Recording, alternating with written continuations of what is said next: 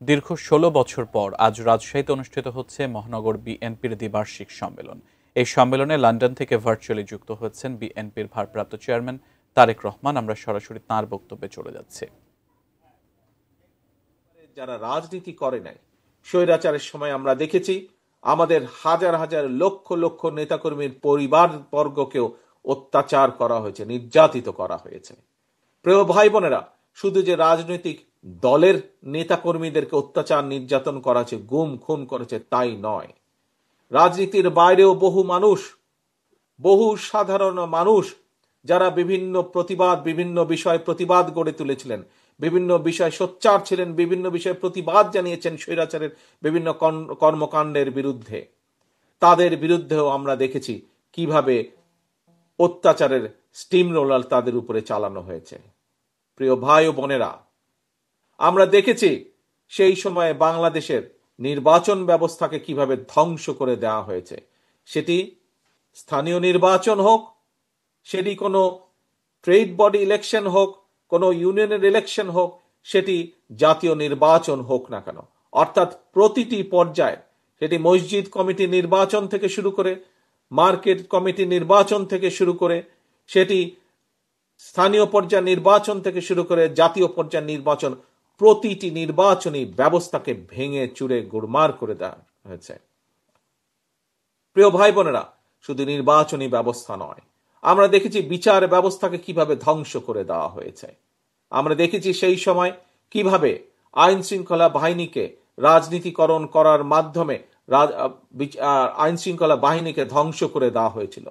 প্রিয় ভাই বোনেরা, শুধু তাই নয়, আমরা দেখেছি বাংলাদেশের অর্থনীতিকে কিভাবে ধ্বংস করে দেওয়া হয়েছে এবং উন্নয়নের নামে, মেগা উন্নয়নের নামে কিভাবে মেগা দুর্নীতি করা হয়েছিল, কিভাবে এই দেশের মানুষের, সাধারণ মানুষের অর্থ সম্পদ কিভাবে লুটপাট করে বিদেশে পাচার করে দেওয়া হয়েছে।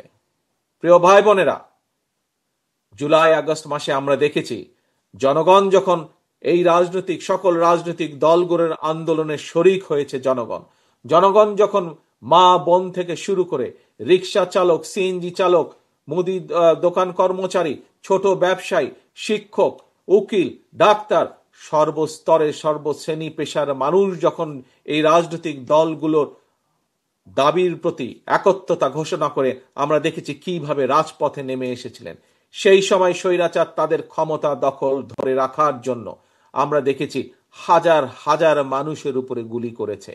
আমরা দেখেছি কিভাবে মাত্র 1 মাসের ব্যবধানে আমরা দেখেছি প্রায় 1,500-1,500-এরও বেশি মানুষকে তারা হত্যা করেছে। আমরা দেখেছি কিভাবে 30,000-এরও বেশি মানুষকে তারা কিভাবে নির্যাতন করেছে, কিভাবে 30,000-এরও বেশি মানুষ পঙ্গুত্ব বরণ করেছে। এর মধ্যে বহু মানুষ তাদের দৃষ্টি শক্তি সারা জীবনের জন্য হারিয়ে ফেলেছে।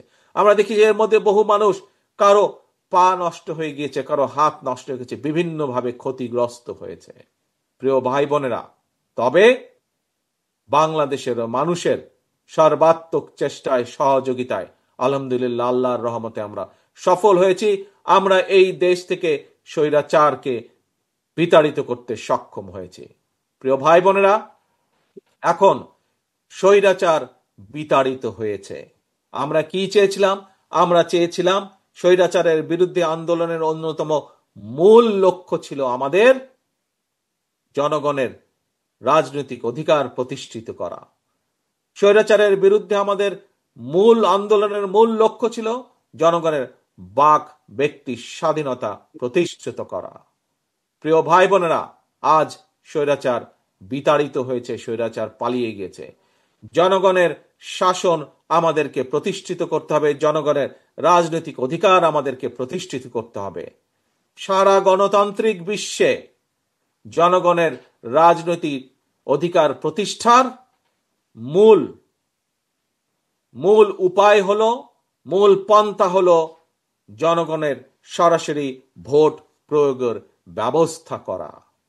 এবং সেই ভোট প্রয়োগের মাধ্যমে জনগণ নির্ধারণ করবে কে আগামী দিনে একটি নির্দিষ্ট মেয়াদ পর্যন্ত এই দেশকে পরিচালনা করবে, জনগণের উন্নয়নের জন্য কাজ করবে। প্রিয় ভাই বোনেরা, আমরা দেখছি অন্তর্বর্তীকালীন সরকার সেই পথে ধীরে ধীরে এগিয়ে যাচ্ছে। আমরা কিছুদিন আগে সরকারের পক্ষ থেকে শুনেছি, তারা ঘোষণা করেছে, সরকারের পক্ষ থেকে ঘোষণা করা হয়েছে ইনশাল্লাহ আগামী রোজার আগে, আগামী রমজানের আগে ইনশাল্লাহ দেশে জাতীয় নির্বাচন অনুষ্ঠিত হবে। প্রিয় ভাই বোনেরা, এই জাতীয় নির্বাচন অনুষ্ঠানের মাধ্যমে জনগণের অধিকারের প্রথম পদক্ষেপ বাস্তবায়িত হবে। এখন শুধু ভোট হলেই হবে না, ভোটের মাধ্যমে শুধু সরকার গঠন করলেই হবে না। প্রিয় ভাই বোনেরা, আজ আপনারা আমার সামনে যারা বিএনপির বিভিন্ন পর্যায়ের, রাজশাহী মহানগরীর বিভিন্ন পর্যায় সহ জেলার বিভিন্ন পর্যায়ের নেতা কর্মী, আপনারা যারা আমার সামনে বসে আছেন, আপনাদের মাঝে যখন আমার কথা হয়, আপনাদের বহু মানুষের সাথে যখন আমার কথা হয়, বিভিন্নভাবে যখন কথা হয়, তখন কিন্তু একটি কথা আপনাদের কাছ থেকে আমি শুনতে পাই। কি সেই কথাটি? সেই কথাটি হচ্ছে, আপনারা যখন আপনাদের গ্রামে হোক, আপনাদের পাড়ায় হোক, বিভিন্ন জায়গায় যখন আপনারা যান, সাধারণ মানুষের সাথে যখন কথা বলেন, তখন সাধারণ মানুষ আপনাদের কাছে জানতে চায় দেশের ভবিষ্যৎ কি। সাধারণ মানুষ আপনাদের কাছে জানতে চায় বিএনপি কিভাবে কি করবে আগামী দিনে। অর্থাৎ এই যে কথাগুলো আপনাদের কাছে জানতে চায়, কেন জানতে চায়? কি ভাইরা, আপনাদের কি ধারণা আছে কেন জানতে চায়? ধারণা আছে? কারণ বাংলাদেশের জনগণ, বাংলাদেশের অধিকাংশ জনগণ বিএনপির উপরে আস্থা রাখতে চায়, এবং যেহেতু আপনি একজন বিএনপির নেতা বা বিএনপির কর্মী, সেই জন্য সে বা তারা আপনাদের কাছে জানতে চায় দেশ এবং দেশের জনগণের ভবিষ্যৎ কি হবে। প্রিয় ভাই বোনেরা, একটু আগে আমি বলেছি স্বৈরাচার বিতাড়িত হয়েছে, জনগণের রাজনৈতিক অধিকার ধীরে ধীরে প্রতিষ্ঠার দিকে এগিয়ে যাচ্ছে। আগামী নির্বাচনের মাধ্যমে জনগণের রাজনৈতিক অধিকার প্রতিষ্ঠার প্রথম পদক্ষেপ ইনশাল্লাহ বাস্তবায়িত হবে। কিন্তু সেখানে থেমে থাকলে তো চলবে না আমাদের। ইনশাল্লাহ আমরা দৃঢ়ভাবে বিশ্বাস করি আগামী নির্বাচনে ইনশাল্লাহ দেশের অধিকাংশ জনগণের সমর্থন ধানের শীষ তথা বিএনপি পাবে, এবং ধানের শীষ এবং বিএনপি পাবার পরে আমাদের সামনে অনেকগুলো চ্যালেঞ্জ আছে। প্রিয় ভাই বোনেরা, বক্তব্যের শুরুতে আমি যেমন বলেছিলাম যে আমরা এই যে আজকে সম্মেলন করছি, কেন করছি? আমরা সম্মেলন করছি, এই সম্মেলনের মাধ্যমে আমরা নেতাকর্মীকে দায়িত্ব দিব, তারা সুন্দরভাবে দলকে আরো শক্তিশালীভাবে যেভাবে গড়ে তুলবেন, তারা দলের নীতি আদর্শকে নিয়ে যাবেন জনগণের কাছে।